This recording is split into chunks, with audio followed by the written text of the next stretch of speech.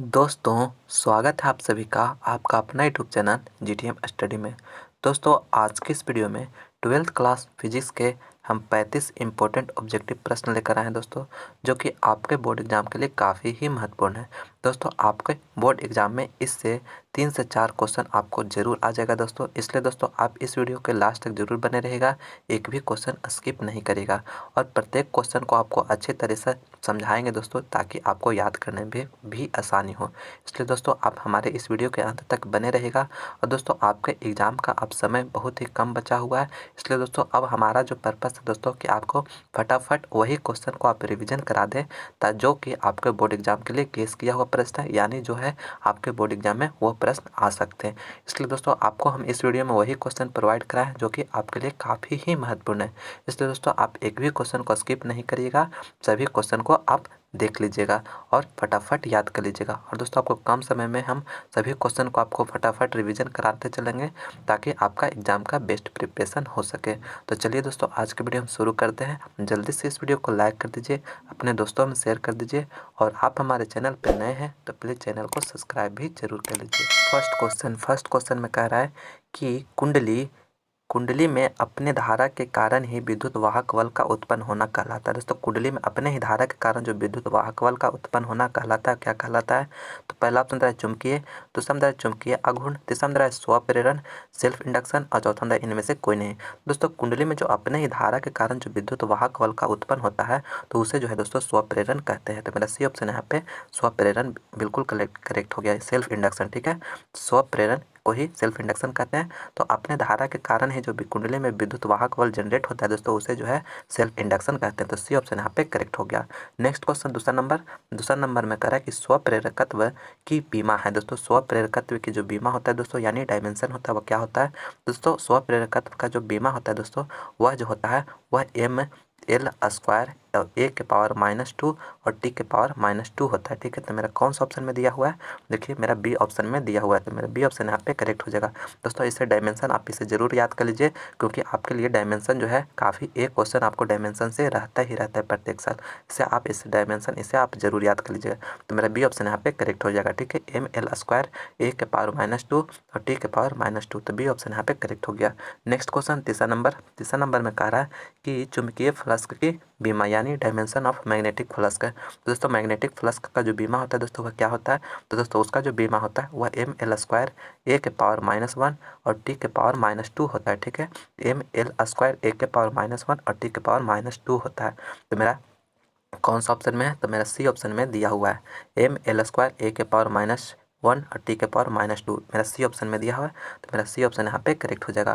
दोस्तों इस वीडियो में जितने भी आपको ऑब्जेक्टिव क्वेश्चन प्रोवाइड किए गए हैं दोस्तों, वह काफ़ी ही इंपॉर्टेंट प्रश्न है दोस्तों। आप सभी को आप ज़रूर याद कर लीजिएगा दोस्तों, क्योंकि आपके लिए ये सभी क्वेश्चन जो है दोस्तों गेस किया हुआ प्रश्न है, जो कि आपके बोर्ड एग्जाम में आने का बहुत ही ज़्यादा चांस है। इसलिए दोस्तों आप सभी प्रश्न को फटाफट आप याद कर लीजिए।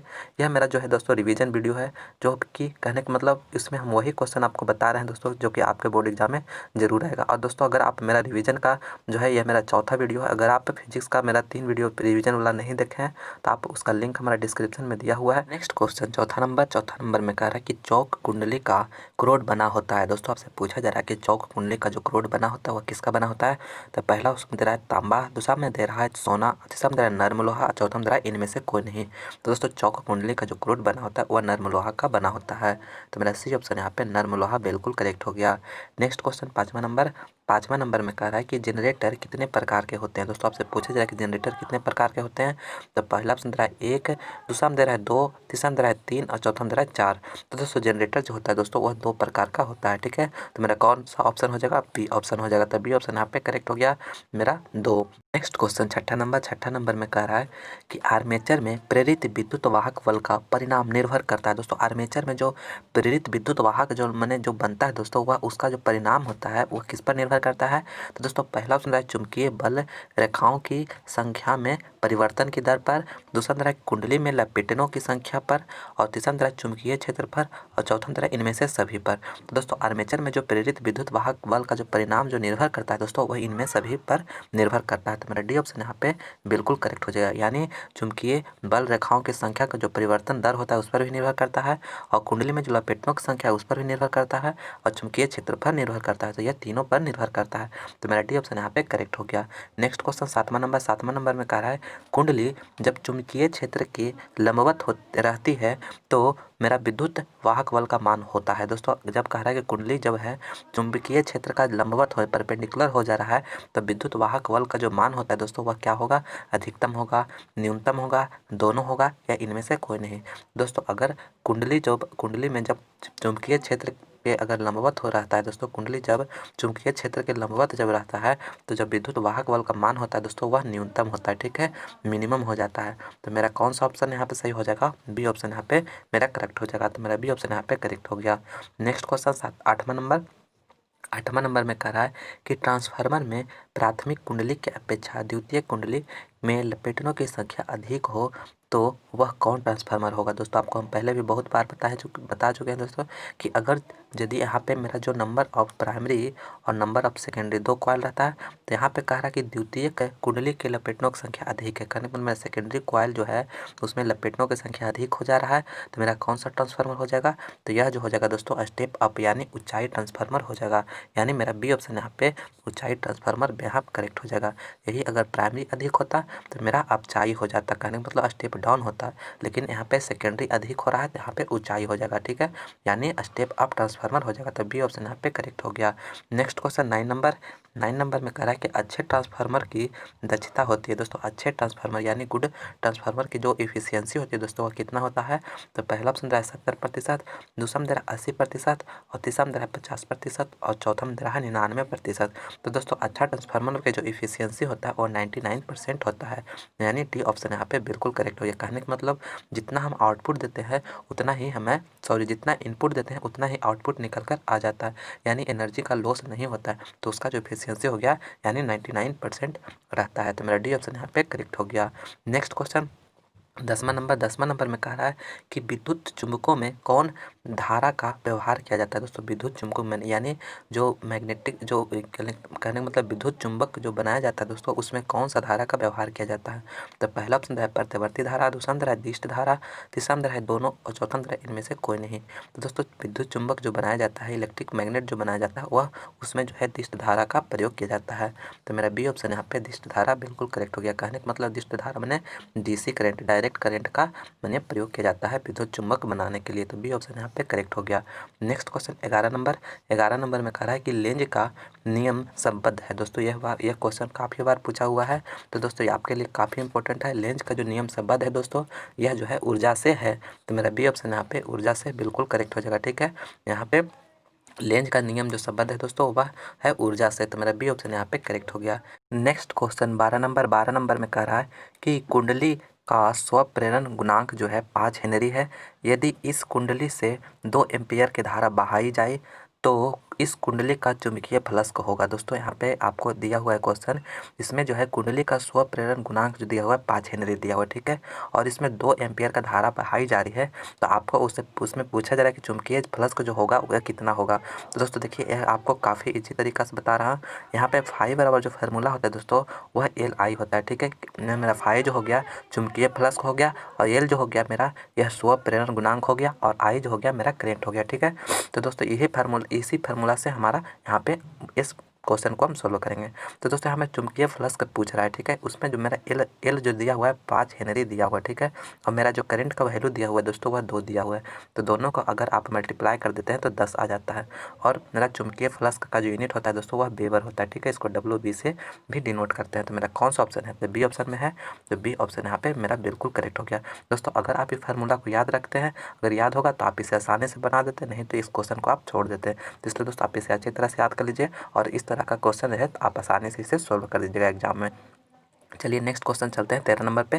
13 नंबर में कह रहा है कि किसी प्रत्यवर्ती धारा का समीकरण I बराबर जो है इतना दिया हुआ है, तो धारा का जो मूल औसत वर्ग धारा यानी RMS वैल्यू जो होगा अल्टरनेटिंग करंट का आपको मान ज्ञात करना है। तो दोस्तों आपको RMS का अल्टरनेटिंग करंट का रिलेशन जो पता होगा दोस्तों, I RMS बराबर जो होता है दोस्तों वह I नोट बटा के √2 होता है। ठीक है, तो यहाँ पे दो इक्वेशन जो दिया हुआ दोस्तों, यहाँ पे मेरा जो 100 जो है दोस्तों वह I नोट का वैल्यू है। ठीक है, I नोट बराबर जो हो जाएगा दोस्तों वह कितना हो जाएगा, 100 हो जाएगा। ठीक है, तो मेरा यही आपको यहाँ पे धर देना 100, यहाँ पे √2 हो जाएगा। ठीक है, इसको अगर आप इसको रेशनलाइजेशन करते हैं तो मेरा जो है यहाँ पे ये दोनों जो है कट के 50 मरतबे कट जाएगा। आप रेशनलाइजेशन कर दीजिएगा तो यहाँ पे मेरा कितना जाएगा, 50 √2 आ जाएगा। तो मेरा कौन सा ऑप्शन में है, मेरा बी ऑप्शन में है। तो 50 √2 मात्रक यहाँ पे मेरा बी ऑप्शन यहाँ पे करेक्ट हो जाएगा। ठीक है, ये आपको रिलेशन याद रखना है। आपको alternating current of RMS value जो होता है उसको जो होता है I note peak value of alternating current बटा के √2 ए रिलेशन होता है। इसको याद रखिएगा। आपको I नोट का वैल्यू जो है यहाँ से हमको पता चल गया, यही आपको कैलकुलेशन करना है दोस्तों। तो यहाँ पे मेरा ये आंसर आ जाता है, तो बी ऑप्शन यहाँ पे करेक्ट हो गया। नेक्स्ट क्वेश्चन 14 नंबर में कह रहा है कि किसी प्रतिवर्ती धारा का समीकरण I बराबर इतना दिया हुआ है, तो धारा का आवृत्ति ज्ञात करना है। तो दोस्तों आपको आवृत्ति यानी फ्रीक्वेंसी ज्ञात करना है। तो फ्रीक्वेंसी आपको फार्मूला होगा, पता होगा दोस्तों कि ओमेगा बराबर जो होता है 2πf होता है। ठीक है, तो यहाँ पे मेरा ओमेगा जो वैल्यू है दोस्तों यह साइन के बगल में जो वैल्यू होता है दोस्तों वह मेरा जो है ये मेरा 100π जो है वह ओमेगा का वैल्यू है। तो मेरा 100π हो गया बराबर 2πf। f मेरा फ्रीक्वेंसी है। तो इससे अगर आप f बराबर निकालते हैं, f बराबर कितना आ जा रहा है, तो मेरा 100 बटा के 2π आ रहा है। ठीक है, इसको अगर आप 100π के मैंने 100π बटा 2π आ रहा है, तो इससे पाई से पाई कट जाएगा, पाई से पाई कट गया, यहाँ से कितना मतलब कट जाएगा, 50 मतलब है। तो मेरा एफ बराबर जो आ गया दोस्तों, एफ बराबर जो आ गया कितना आ गया, 50 आ गया। तो मेरा कौन सा ऑप्शन में है, तो मेरा सी ऑप्शन में दिया हुआ है, यानी 50 CPS साइकिल पर सेकेंड। CPS का फुल फॉर्म साइकिल पर सेकेंड होता है। तो मेरा सी ऑप्शन यहाँ पे मेरा बिल्कुल करेक्ट हो जाएगा, यानी धारा की जो आवृत्ति होगा वह 50 साइकिल पर सेकेंड हो जाएगा। तो मेरा सी ऑप्शन यहाँ पे करेक्ट हो गया। नेक्स्ट क्वेश्चन 15 नंबर में कह रहा है कि निम्न में सही संबंध है। दोस्तों आपसे पूछा जा रहा है कि निम्न में सही संबंध है, यानी आपको करेक्ट रिलेशन बताना है। दोस्तों आपको यह काफ़ी इजी प्रश्न है दोस्तों। तो इसका आपको मेरा जो पहला ऑप्शन दिया हुआ है I नोट बराबर IV, तो मेरा यहाँ पे जो करेक्ट रिलेशन हो जाएगा दोस्तों वह कौन हो जाएगा, I RMS बराबर जो हो जाएगा दोस्तों वह I नोट बटा के √2 जो है यह मेरा जो है राइट रिलेशन है। तो मेरा कौन सा ऑप्शन में है, तो मेरा सी ऑप्शन में दिया हुआ है। ठीक है, तो मेरा सी ऑप्शन यहाँ पे करेक्ट हो जाएगा। मेरा पहला ऑप्शन गलत है, दूसरा ऑप्शन भी गलत है, मेरा तीसरा ऑप्शन जो दिया हुआ है यह मेरा करेक्ट रिलेशन यहाँ पे दिया हुआ है। तो सी ऑप्शन यहाँ पे करेक्ट हो गया।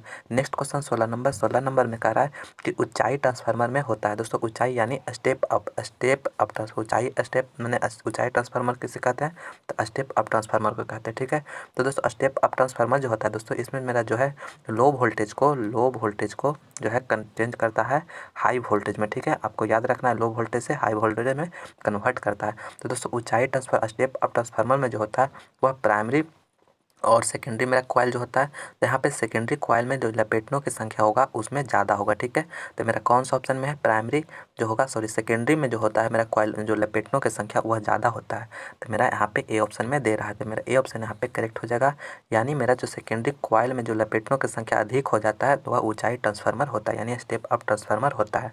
तो मेरा ए ऑप्शन यहाँ पे करेक्ट हो गया। नेक्स्ट क्वेश्चन 17 नंबर में कह रहा है कि प्रतिवर्ती धारा को मापा जाता है। दोस्तों आपको पूछा जा रहा है कि प्रतिवर्ती धारा को मापा जाता है, तो यहाँ पे गैल्वेनोमीटर से, दूसरा नंबर जल कुंडली अमीटर से, तीसरा नंबर तप्त तार अमीटर से और चौथा नंबर है इनमें से कोई नहीं। तो दोस्तों प्रतिवर्ती धारा को जो मापा जाता है वो गैल्वेनोमीटर से मापा जाता है। तो मेरा ए ऑप्शन यहाँ पे गैल्वेनोमीटर करेक्ट हो गया। नेक्स्ट क्वेश्चन 18 नंबर में कह रहा है कि तप्त तार अमीटर मापता है प्रतिवर्ती धारा का। दोस्तों तप्त तार यानी हॉट वायर अमीटर जो होता है दोस्तों वह किस चीज़ को मेजर करता है, प्रतिवर्ती धारा का, यानी प्रतिवर्ती धारा का किस चीज़ का मेजर करता है, तो दोस्तों वह मूल औसत वर्ग का धारा का मेजर करता है। मेरा सी ऑप्शन यहाँ पे बिल्कुल करेक्ट हो जाएगा, मूल औसत वर्ग यानी RMS वैल्यू को मेजर करता है, अल्टरनेटिंग करंट का RMS वैल्यू को मेजर करता है तप्त तार हॉट वायर एमीटर। ठीक है, तो मेरा सी ऑप्शन यहाँ पे करेक्ट हो गया। दोस्तों अगर आप इस वीडियो को अभी तक देख रहे हैं तो प्लीज़ दोस्तों इस वीडियो को लाइक ज़रूर करिएगा और जितना हो सके अपने दोस्तों में ज़रूर शेयर करिएगा दोस्तों, और हो सके तो हमारे इस चैनल को आप सब्सक्राइब भी ज़रूर कर लीजिएगा, क्योंकि आपके लिए और भी हम अच्छे वीडियो लाने वाले हैं जो कि आपके बोर्ड एग्ज़ाम के लिए काफ़ी ही महत्वपूर्ण है। इसलिए दोस्तों अगर वो सब वीडियो भी आप देखना चाहते हैं तो हमारे इस चैनल को आप सब्सक्राइब जरूर कर लीजिएगा। नेक्स्ट क्वेश्चन 19वां नंबर में कह रहा है कि प्रतिवर्ती धारा के शिखर मान तथा वर्गमूल औसत वर्ग मान का अनुपात है। दोस्तों आप यहाँ पे पूछा जा रहा है कि शिखर मान यानी पीक वैल्यू। तो दोस्तों आपको रिलेशन पता होगा, पीक वैल्यू और आरएमएस वैल्यू में जो रिलेशन होता है दोस्तों वह आई आरएमएस बराबर जो होता है वह आई नोट बटा के √2 होता है। तो यहाँ पे पीक वैल्यू आई नोट हो गया तो बटा के आई आरएमएस वैल्यू हो गया। इसका जो आप रेशियो निकालते हैं दोनों को क्रॉस मल्टीप्लिकेशन कर देते हैं तो मेरा यहाँ पे आ जा रहा है इतना, ठीक है। तो मेरा पीक वैल्यू और आरएमएस वैल्यू में जो मेरा जो रेशियो आ रहा है, अनुपात आ रहा है, वो √2 आ रहा है। तो मेरा कौन सा ऑप्शन है, तो ऑप्शन बी में दिया हुआ है। तो मेरा बी ऑप्शन यहाँ पे करेक्ट हो जाएगा, √2। नेक्स्ट क्वेश्चन 20वां नंबर में कह रहा है कि अपचाई ट्रांसफार्मर में होता है। दोस्तों यहाँ पे अपचाई यानी स्टेप डाउन, ठीक है। तो दोस्तों आपको हम पहले आपको स्टेप अप ट्रांसफार्मर बता चुके हैं। तो स्टेप डाउन जो होगा दोस्तों यह हाई वोल्टेज को है लो वोल्टेज में कन्वर्ट करेगा, ठीक है। तो दोस्तों यहाँ पे मेरा जो होता है, मेरा जो प्राइमरी कॉइल हो गया और मेरा सेकेंडरी कॉइल हो गया, ठीक है। तो यहाँ पे लपेटनों की संख्या जो होता है प्राइमरी कॉइल में अधिक होता है सेकेंडरी कॉइल के अपेक्षा में, ठीक है। तो मेरा कौन सा ऑप्शन में है, मेरा सी ऑप्शन में दिया हुआ है। तो सी ऑप्शन यहाँ पे करेक्ट हो गया। प्राइमरी कॉइल में जो रोटेशन नंबर ऑफ वायर का रोटेशन जो होगा, लपेटनों की संख्या होगा प्राइमरी कॉइल में ज़्यादा होगा सेकेंडरी कॉइल के अपेक्षा में, ठीक है। तो मेरा सी ऑप्शन यहाँ पे करेक्ट हो गया। नेक्स्ट क्वेश्चन 21वां नंबर में कह रहा है कि लेंज का नियम किस संरक्षण सिद्धांत से संबंधित है। दोस्तों लेंज का नियम जो है वह किस संरक्षण सिद्धांत से संबंधित है। तो पहला ऑप्शन दे रहा है आवेश के, दूसरा में दे रहा है द्रव्यमान के, और तीसरा में दे रहा है ऊर्जा के, और चौथा में दे रहा है संवेग के। तो दोस्तों यह जो क्वेश्चन है काफ़ी ही इंपॉर्टेंट है। तो दोस्तों आपको जो है लेंज का जो नियम है संरक्षण सिद्धांत से है, तो वह ऊर्जा के संरक्षण सिद्धांत से है। तो मेरा सी ऑप्शन यहाँ पे बिल्कुल करेक्ट हो गया। नेक्स्ट क्वेश्चन 22वां नंबर में कह रहा है कि ट्रांसफार्मर का व्यवहार किस में होता है। दोस्तों आपसे पूछा जा रहा है कि ट्रांसफार्मर का व्यवहार जो होता है किस में होता है। तो पहला ऑप्शन है दिष्ट धारा में, दूसरा है प्रतिवर्ती धारा में, तीसरा है इनमें दोनों में, और चौथा है इनमें से कोई नहीं। तो दोस्तों ट्रांसफार्मर का जो व्यवहार होता है यूज होता है दोस्तों वह प्रतिवर्ती धारा में होता है। तो मेरा बी ऑप्शन यहाँ पे बिल्कुल करेक्ट हो जाएगा, ठीक है। दिष्ट धारा में नहीं होता है। तो मेरा यहाँ पे बी ऑप्शन प्रतिवर्ती धारा बिल्कुल करेक्ट हो गया। तो यहाँ पे दोस्तों इस वीडियो में जितने भी क्वेश्चन बताए गए हैं आपके बोर्ड एग्जाम के लिए गेस किया हुआ क्वेश्चन है। दोस्तों आप इस सभी क्वेश्चन को आप अच्छी तरह से फटाफट याद कर लीजिए, ताकि अगर आपको बोर्ड एग्जाम में से प्रश्न पूछे तो आप आसानी से इसे सोल्व कर सके। नेक्स्ट क्वेश्चन 23वां नंबर में कह रहा है कि एक प्रत्यावर्ती विद्युत वाहक वल का आभासी मान 60√2 वोल्ट है। इस विद्युत वाहक वल का महत्तम मान ज्ञात करें। तो दोस्तों आपको यहाँ पे रिलेशन हम बता देते हैं दोस्तों कि मेरा जो विद्युत वाहक वल का आभासी मान EV से इसे डिनोट कर रहे हैं, और मेरा जो महत्तम मान है दोस्तों वह E नोट से इसे डिनोट करते हैं। दोनों में जो रिलेशन होता है वह √2 होता है। इस तरह मेरा रिलेशन हो गया, ये मेरा जो है रिलेशन हो गया। तो यहाँ पे दोस्तों आपको जो EV का वैल्यू दिया हुआ है, मैंने विद्युत वाहक बल का आभासी मान का जो वैल्यू मेरा दिया हुआ है 60√2। तो यहाँ पे 60√2 यहाँ पे लिख लेते हैं, और मेरा जो है महत्तम मान निकालना है, यानी मेरा जो महत्तम मान विद्युत वाहक बल का उससे निकालना है बटा के √2। तो इसे को आप क्रॉस मल्टीप्लिकेशन करिएगा तो मेरा महत्तम मान बराबर जो आ जाएगा वह 60√2 गुने √2। इसी को अगर आप मल्टीप्लाई करते हैं दोस्तों तो यहाँ पे √2 गुने √2 कितना हो जाएगा, 2 हो जाएगा, और इसमें 60 में मल्टीप्लाई करिएगा तो मेरा कितना आ जाएगा, 120 आ जाएगा, ठीक है। तो मेरा कौन सा ऑप्शन में है, तो बी ऑप्शन में दिया हुआ है। तो मेरा बी ऑप्शन यहाँ पे करेक्ट हो जाएगा, ठीक है। आपको ये रिलेशन याद रखना है, यहाँ पे आप इसे सिर्फ सोल्यूशन कर देना है इस तरह से। तो मेरा जो है आपको आंसर मेरा बी यहाँ पे करेक्ट हो जाएगा, ठीक है। यानी 120 वोल्ट यहाँ पे मेरा जो जगह विद्युत वाहक बल का महत्तम मान हो जाएगा। बी ऑप्शन यहाँ पे करेक्ट हो जाएगा। नेक्स्ट क्वेश्चन 24 नंबर में कह रहा है कि प्रतिबाधा यानी इम्पीडेंस का मात्रक होता है। दोस्तों आपको बताना है कि इम्पीडेंस का जो मात्रक होता है वह क्या होता है। तो पहला ऑप्शन दे रहा है ओम, दूसरा में दे रहा है महो, तीसरा में दे रहा है जूल, और चौथा में दे रहा है इनमें से कोई नहीं। तो दोस्तों प्रतिबाधा यानी इम्पीडेंस का जो मात्रक होता है वह ओम होता है। मेरा ए ऑप्शन यहाँ पे बिल्कुल करेक्ट हो गया। नेक्स्ट क्वेश्चन 25वां नंबर में कह रहा है कि पूरे चक्कर के लिए प्रतिवर्ती विद्युत वाहक बल का औसत परिणामी मान होता है। दोस्तों ये काफ़ी इंपॉर्टेंट प्रश्न है दोस्तों आपके लिए। यहाँ पे कह रहा है दोस्तों कि पूरे चक्कर में कंप्लीट साइकिल के लिए जो प्रतिवर्ती विद्युत वाहक बल का जो औसत मान परिणामी मान जो होता है वह कितना होता है। तो पहला ऑप्शन दे रहा है मेरा अनंत, दूसरा में दे रहा है शून्य, और तीसरा में दे रहा है 2 इनोट बटा के पाई, और -2 इनोट बटा के पाई। तो मेरा जो पूरे चक्कर के लिए कंप्लीट साइकिल के लिए मेरा जो प्रतिवर्तित विद्युत वाहक का औसत परिणामी मान जो होता है दोस्तों वह शून्य होता है, ठीक है। क्या होता है, तो शून्य होता है। तो मेरा बी ऑप्शन यहाँ पे करेक्ट हो जाएगा, शून्य, ठीक है। नेक्स्ट क्वेश्चन 26 नंबर में कह रहा है कि निम्न में किस में भंवर धारा यानी एडी करंट का प्रयोग किया जाता है। दोस्तों आपसे पूछा जाए किसमें जो है भंवर एडी करंट का प्रयोग किया जाता है, तो पहला ऑप्शन दे रहा है रेलगाड़ियों में, चुंबकीय ब्रेक में, और दूसरा में दे रहा है प्रेरणा भट्टी में, और तीसरा में दे रहा है विद्युत शक्ति मीटर में, और चौथा में दे रहा है इनमें से सभी में। ठीक है, तो दोस्तों यहाँ पे जो एडी करंट का जो प्रयोग किया जाता है दोस्तों वह रेलगाड़ी के चुंबकीय ब्रेक में भी किया जाता है, प्रेरणा प्रेरणा भट्टी में भी किया जाता है, और विद्युत शक्ति मीटर में भी किया जाता है। तो मेरा यहाँ पे कौन सा ऑप्शन सही हो जाएगा, इनमें से सभी। मेरा डी ऑप्शन यहाँ पे करेक्ट हो जाएगा, यानी इस सभी में इसका जो है एडी करंट का प्रयोग किया जाता है। ठीक है, तो डी ऑप्शन यहाँ पे करेक्ट हो गया। नेक्स्ट क्वेश्चन 27वां नंबर में कह रहा है दोस्तों कि the device which convert alternating AC से alternating current into direct current. ठीक है, वह डिवाइस जो अल्टरनेटिंग करंट को डायरेक्ट करंट में कन्वर्ट करता है उसे क्या कहते हैं, तो ट्रांसफार्मर। दूसरा में कह रहा है रेक्टिफायर, तीसरा में फिल्टर, और चौथा में ओसिलेटर। तो दोस्तों जो अल्टरनेटिंग करंट को डायरेक्ट करंट में कन्वर्ट करता है तो उसे रेक्टिफायर कहते हैं। ठीक है, तो मेरा बी ऑप्शन यहाँ पे रेक्टिफायर बिल्कुल करेक्ट हो गया। नेक्स्ट क्वेश्चन 28वां नंबर में कह रहा है कि डायनेमो के कार्य सिद्धांत आधारित है। दोस्तों डायनेमो का जो कार्य सिद्धांत जो आधारित है वह किस पर है, तो पहला ऑप्शन धारा के ऊष्मीय प्रभाव पर, दूसरा में विद्युत चुम्बकीय प्रेरण पर, तीसरा में प्रेरित चुंबकत्व पर, और चौथा में प्रेरित विद्युत पर। तो दोस्तों डायनेमो का जो कार्य सिद्धांत है वह विद्युत चुम्बकीय प्रेरण पर आधारित है। तो मेरा बी ऑप्शन यहाँ पे बिल्कुल करेक्ट हो गया। यह भी जो है दोस्तों काफ़ी इंपॉर्टेंट प्रश्न है, आपके बोर्ड एग्जाम में बार बार इससे पूछा जाता है, इसे आप अच्छी तरह से याद कर लीजिएगा। तो मेरा बी ऑप्शन यहाँ पे करेक्ट हो गया। नेक्स्ट क्वेश्चन 29 नंबर में कह रहा है कि एल आर परिपथ में प्रतिबाधा होती है। दोस्तों एल आर परिपथ में जो प्रतिबाधा होती है वह क्या होती है, तो दोस्तों यहाँ पे जो होता है वह R square plus omega L square के अंडर रूट होता है। तो मेरा कौन सा ऑप्शन में है, मेरा सी ऑप्शन में दिया हुआ है, तो सी ऑप्शन यहाँ पे करेक्ट हो जाएगा। सी ऑप्शन यहाँ पे मेरा कौन सा है, आर। मेरा सी ऑप्शन यहाँ पे करेक्ट हो गया। R square plus omega L square जो है एल आर परिपथ में जो होता है प्रतिबाधा होता है। ठीक है, तो सी ऑप्शन यहाँ पे करेक्ट हो गया। नेक्स्ट क्वेश्चन 30वां नंबर में कह रहा है कि एल आर परिपथ में जो पावर फैक्टर होती है वह क्या होता है। तो दोस्तों एल आर परिपथ में जो पावर फैक्टर होता है दोस्तों वह क्या होता है, तो दोस्तों पावर फैक्टर जो होता है वह आर बटा के R square plus omega L square के अंडर रूट होता है। तो ठीक है, तो मेरा कौन सा ऑप्शन है, बी ऑप्शन में दिया हुआ है, तो बी ऑप्शन यहाँ पे करेक्ट हो जाएगा। मैंने पावर फैक्टर एल आर परिपथ में पूछेगा दोस्तों तो आर बटा के मेरा R square plus omega L square के अंडर रूट होता है। ठीक है, तो मेरा बी ऑप्शन यहाँ पे करेक्ट हो जाएगा।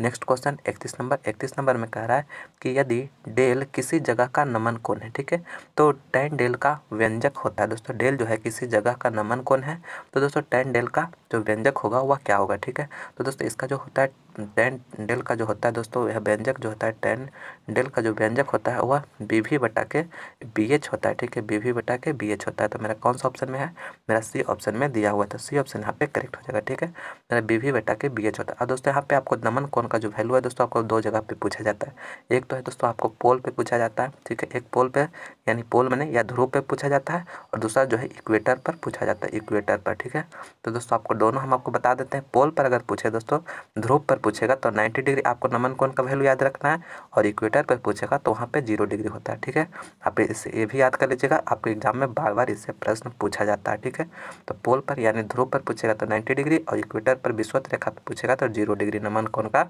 मान होता है। तो यहाँ पे tan डेल का पहलू पूछ रहा है तो वह बी वी बटा के बी एच हो जाएगा। सी ऑप्शन यहाँ पे करेक्ट हो जाएगा। नेक्स्ट क्वेश्चन 32 नंबर में कह रहा है कि अपचारी, दोस्तों अपचारी यहाँ पे लिखा गया अपचाई हो गया। ठीक है, अपचाई ट्रांसफार्मर यानी स्टेप डाउन ट्रांसफार्मर में कौन सी राशि घटती है, तो दोस्तों स्टेप डाउन आपको बताया हम पहले। स्टेप डाउन जो होता है दोस्तों वह मेरा जो है प्राइमरी कॉइल का मेरा जो लपेटों की संख्या होता है वह ज़्यादा होता है सेकेंडरी कॉइल के अपेक्षा। तो यहाँ पे जो होता है दोस्तों लो वोल्टेज को हाई वोल्टेज को जो होता है लो वोल्टेज में कन्वर्ट करता है। ठीक है, तो मेरा क्या यहाँ पे कौन सी राशि घटती है, तो यहाँ पे वोल्टेज घटती है। ठीक है, तो मेरा बी ऑप्शन यहाँ पे बिल्कुल करेक्ट हो जाएगा, वोल्टेज। दोस्तों अगर इस वीडियो को अभी तक लाइक नहीं किया है दोस्तों तो प्लीज़ इस वीडियो को लाइक ज़रूर कर दीजिएगा दोस्तों, और क्योंकि आपके लिए काफ़ी मेहनत से वीडियो बनाते हैं, और जितना हो सके अपने दोस्तों में शेयर जरूर करिएगा, और हमारे इस चैनल को सब्सक्राइब भी जरूर कर लीजिएगा GTM स्टडी के, क्योंकि आपके लिए और भी अच्छे अच्छे वीडियो लाने वाले हैं। नेक्स्ट क्वेश्चन 33 नंबर में कह रहा है कि तप्त तार एमीटर का कार्यविधि किस पर आधारित है। दोस्तों तप्त तार एमीटर यानी हॉट वायर एमीटर का जो कार्यविधि हुआ किस पर आधारित है। तो पहला ऑप्शन है धारक के ऊष्मीय प्रभाव पर, दूसरा नंबर है विद्युत चुम्बकीय प्रेरण पर, तीसरा नंबर है प्रेरित चुंबकत्व पर और चौथा नंबर है प्रेरित विद्युत पर। तो दोस्तों तप्त तार एमीटर का जो कार्यविधि है वह धारक के ऊष्मीय प्रभाव पर आधारित है। तो मेरा ए ऑप्शन यहाँ पे बिल्कुल करेक्ट हो जाएगा। ठीक है, मेरा धारक के ऊष्मीय प्रभाव बिल्कुल करेक्ट हो गया। नेक्स्ट क्वेश्चन 34 नंबर में कह रहा है कि किस धारा की आवृत्ति समय के साथ परिवर्तन होता है। दोस्तों किस धारा की जो आवृत्ति होता है दोस्तों वह समय के साथ परिवर्तन होता है। तो दोस्तों पहला ऑप्शन है दिष्ट धारा, दूसरा नंबर है प्रतिवर्ती धारा और तीसरा नंबर है दोनों में और चौथा नंबर है इनमें से कोई नहीं। तो दोस्तों आवृत्ति जो है वह समय के साथ परिवर्तन होता है दोस्तों, वह प्रतिवर्ती धारा में होता है। ठीक है, मेरा बी ऑप्शन यहाँ पे प्रतिवर्ती धारा करेक्ट हो जाएगा। तो दोस्तों यहाँ पे डायरेक्ट करंट दिष्ट धारा का जो होता है समय के साथ जो इसका फ्रीक्वेंसी चेंज नहीं करता है, जो हमेशा कांस्टेंट ही रहता है। ठीक है, और मेरा प्रतिवर्ती धारा जो होता है आवृत्ति फ्रीक्वेंसी होता है वह समय के साथ परिवर्तन करता है। तो इसलिए मेरा यहाँ पे बी ऑप्शन करेक्ट हो जाएगा। दोस्तों इस वीडियो को लाइक और शेयर करना नहीं भूलिएगा दोस्तों, जरूर इसे लाइक करिएगा इस वीडियो को और जितना हो सके अपने दोस्तों में शेयर जरूर करिएगा। नेक्स्ट क्वेश्चन 35 नंबर में कह रहा है कि निम्न में कौन यांत्रिक ऊर्जा को विद्युत ऊर्जा में परिवर्तित करता है। ठीक है, निम्न में कौन जो है यांत्रिक ऊर्जा को विद्युत ऊर्जा में परिवर्तित करता है। तो दोस्तों पहला ऑप्शन है डायनेमो, दूसरा नंबर है विद्युत मोटर और तीसरा नंबर है आमीटर और चौथा नंबर है इनमें से कोई नहीं। तो दोस्तों आप इस प्रश्न का आंसर हमें जल्दी से कमेंट करके बता दीजिएगा कि इसका जो है राइट आंसर क्या होगा, उसका रिप्लाई हम जरूर करेंगे। तो दोस्तों यह मेरा जो था लास्ट प्रश्न था। मैं उम्मीद करता हूँ कि यह वीडियो आपको पसंद आया होगा। तो प्लीज़ इसे लाइक करें, अपने दोस्तों में शेयर करें और आप हमारे चैनल पर नए हैं तो प्लीज़ चैनल को सब्सक्राइब करके बेल आइकन को प्रेस करके ऑल नोटिफिकेशन ऑन कर लीजिएगा दोस्तों। इससे जो होगा हम कोई भी वीडियो अपलोड करेंगे तो उसका नोटिफिकेशन सबसे पहले आप ही को मिलेगा। तो चलिए दोस्तों मिलते हैं हम अगले वीडियो में। इसी तरह से आप लोग मन लगाकर पढ़ते रहिए और बोर्ड एग्जाम में दम फाड़ के नंबर लाइए ताकि आपका जो है नाम रोशन हो सके। तो चलिए फिर मिलते हैं हम अगले वीडियो में कुछ नए नॉलेज के साथ। जय हिंद, जय भारत।